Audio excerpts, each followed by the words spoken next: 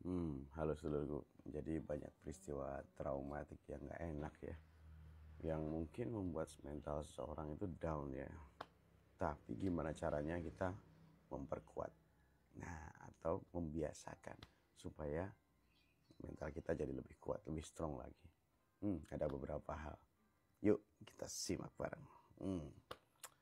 Nah, teman-teman kita, sedulur kita yang biasanya mengalami situasi yang gak enak itu dia biasa aja, tapi secara dia punya kebiasaan-kebiasaan yang sebenarnya bisa kita terapkan untuk membantu kita lebih strong lagi tentunya ya. Nah, apa saja sih? Ya, yang pertama adalah mengontrol diri.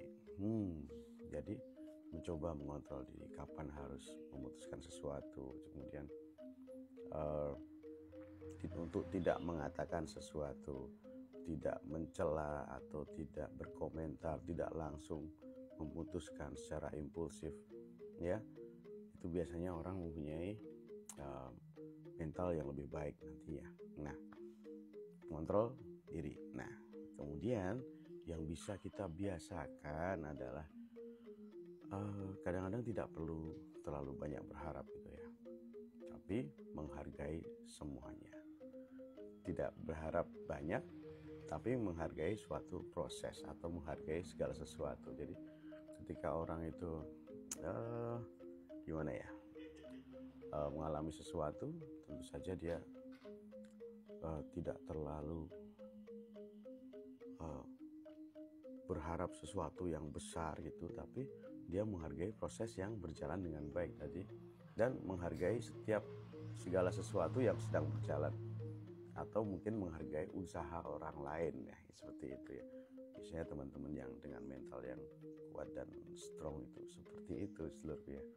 Jadi dia akan lebih tenang karena ekspektasinya tidak terlalu besar, meskipun dia punya satu tujuan, yang menghargai proses dan punya satu tujuan yang besar tentunya. Nah, yang kedua itu tadi, yang ketiga menghargai suatu proses. Nah, jadi ketika seseorang itu tidak berharap banyak ya dari suatu proses itu, hanya dia menjalankan terus menerus gitu saja dan tidak berhenti melakukan. Nah, contohnya adik-adik semua belajar atau membangun suatu sosial media atau membangun suatu bisnis atau ya karir atau pendidikan ya, jalanin terus aja dan hargai setiap prosesnya. Jadi dan percaya pada suatu proses akan berjalan dengan baik. Jadi do your best and trust the process, itu seluruh ya. Jadi mentally strong bisa kita biasakan kebiasaan-kebiasaan tadi. Nah, selanjutnya yang bisa kita biasakan lagi, berusaha untuk sedikit bereaksi, terlalu cepat bereaksi, terlalu bereaksi terhadap komentar, terlalu bereaksi terhadap situasi di sekitar, misalnya langsung mohon maaf, langsung marah, langsung meledak gitu, enggak. Tapi yang mentally strong biasanya dia nahan dulu nih, lihat situasi dulu, lihat situasinya mau ngapain, mau gimana, apa yang akan terjadi. Dia berhenti sejenak untuk itu.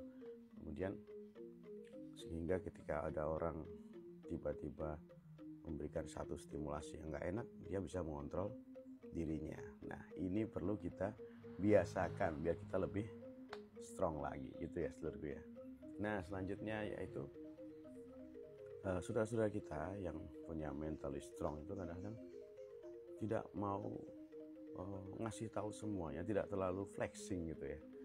Mungkin dia punya apa, dia punya kemampuan apa, punya skill apa, punya gadget baru apa, beli motor baru apa. Kadang dia nggak seneng pamer,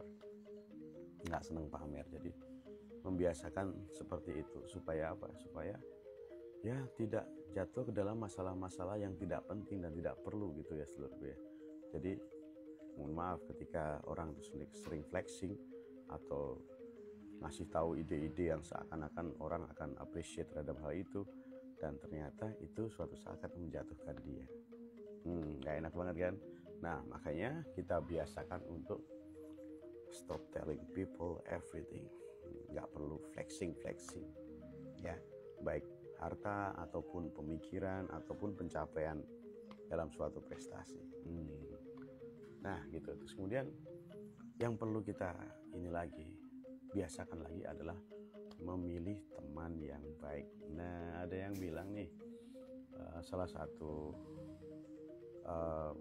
bukan pepatah ya, ada yang bilang hadis Nabi ya, bilang ya, orang itu seperti orang teman duduknya. Nah, orang itu seperti apa? Kamu pengen tahu? Lihatlah teman-temannya siapa aja. Ya, jadi memang harus milih teman itu ya. Teman yang baik siapa saja keseharian kita yang kita kumpulin ya. Bukan kumpulin, kita setiap hari berinteraksi ya. Nah, dengan siapa saja. Nah, kita nggak akan jauh dari seperti itu. Jadi kita ngumpul sama orang 5 orang sukses, kita akan jadi nomor 6. Kalau ngumpul sama orang yang sukses, kita ngumpul bareng 5 orang pinter, kita akan jadi yang ke-6. Nah, gitu ya seluruh ya. Ayo. Nah, kebiasaan-kebiasaan yang baik ini kita ajak, kita bantu sedulur kita untuk apa? Untuk meningkatkan mentalitas yang baik. Dan tentunya peristiwa traumatik itu akan menjadi lebih tercover dengan teman-teman yang baik, kebiasaan-kebiasaan yang baik, dan tentunya akan membangun pribadi kita jadi lebih baik lagi. Nah, itu ya seluruhku ya.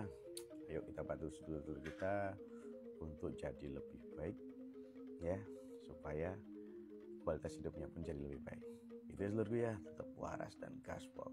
Sehat selalu.